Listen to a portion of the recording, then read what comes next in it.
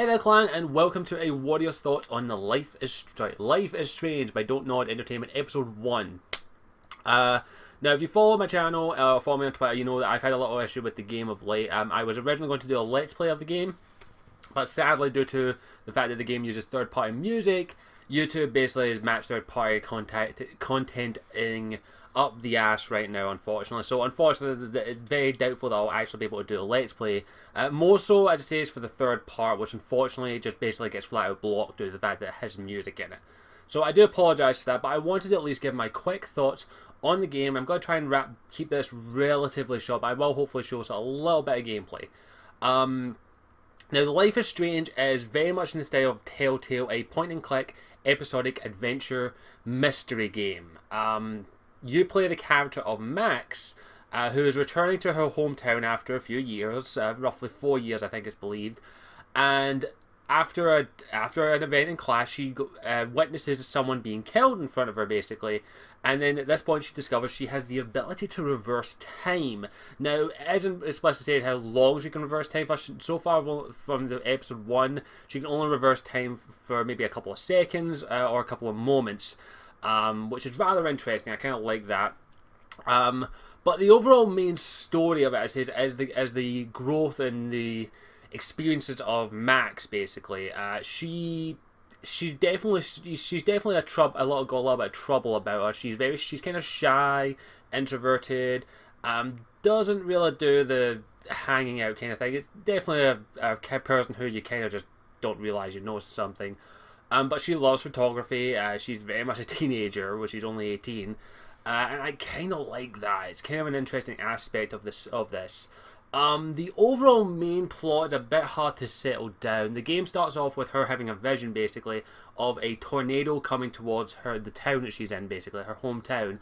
And she kind of has to solve a little other mystery. There's a missing person, Rachel, I believe her name is, who's been missing for quite a while, and there's suspicious circumstances. So that's going to be probably an element of the story. There's also the element of the character of Nathan, who's a spoiled rich kid, basically, who is the person that she sees killing someone, who later we find out turns out to be her best friend Chloe.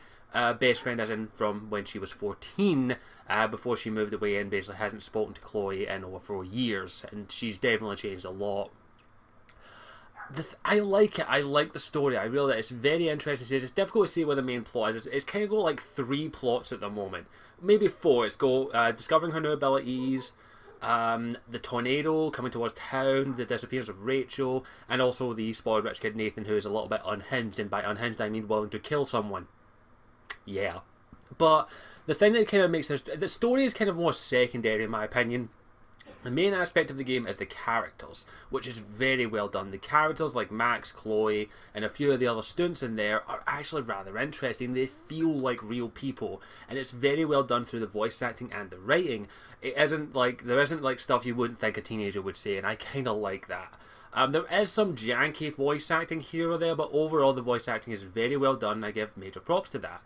The game also looks really good. It says, Chloe. Max is a photographer, and you actually do take pictures throughout the game, and you can definitely feel this like photographic reality in this. Some of the scenes in the game do look like they are scenes straight out from a picture, and I do like that. It's very interesting, and of course the characters are believable as well when you interact with them. The main game mechanic though is basically she can reverse time. This is nothing new, but I do like the fact that this actually gives you the opportunity they actually explain in game your choices. Basically, that if you choose something, you can actually rewind time as long as you don't leave the area in which it happens and change to another option. I kind of like that feature, and it's very interesting. So if you make one choice, you can rewind, and you don't like it, you can rewind time and make the other choice. I like that. That's very well done. I give that major props. So it does give you, like, you don't have to play it multiple times. You can experience it, see which one you would prefer to do and which one you think would be better for that outcome. Say you make a choice that you don't like how it ended. You're like, oh, I go see the other choice. So you go and see it. And I did that quite a few times in the game until I actually got a choice that I actually liked, or a choice that I thought was believable. I like that. But one thing I also really like about the game is it does not hold its punches. they actually have in the first episode have touched on some very sensitive topics, which I'm not going to say what they are, due to the fact that I don't want to spoil it for anyone, because some of these choices are, some of these things you find out with the students you interact with are very adult and stuff that you're like, holy crap. Yeah, I didn't think they'd actually go. I didn't think it's an adult-orientated game, very much in style, of course, Telltale games being very adult. This game is very adult. Definitely aiming more towards the teen demographic, roughly 18-year-olds. But I do like it. I do like the fact that it's not holding its punches, and I give them a bit of respect for that. It also ends in a very... Episode 1 feels good. It's so much so that I'm actually going to buy the rest of the series. You can actually buy episode 1 for like £4. And I like it so far, and I want to see where the story goes. And I also want to see if they're actually going to touch on some of these very, very touchy subjects, which I'm very interested to see how they do. And other than that, as I said, I don't have much else to say. But I would say that if you've seen the trailer for this game, I would recommend at least checking the game out if you haven't already. It is an interesting, even if you only pick up episode 1, which is only £4, and £4 on Steam. I'm not too sure how much it would be in dollars, but it's relatively cheap. You can at least see the first episode, see what you think about it, and see if you want to see the rest of the season, rest of the episodes. I like it. I'm very interested to see where the story goes, and I really like the characters in there. Hopefully, as I say, we'll see what happens as the story goes on.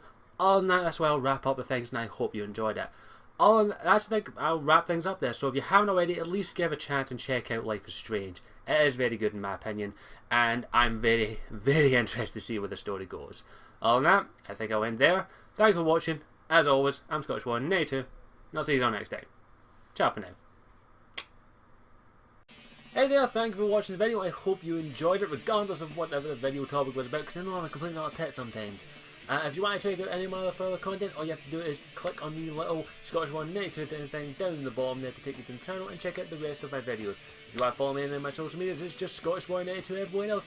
And also, if you want to help support the channel, all you have to do is pop in the link in the description to my Patreon page, patreon.com/Scottish Warrior 92, in which if you feel like my content is worth it, you can donate $1 a month to help continue to support this channel and help me make this into a full-time gig.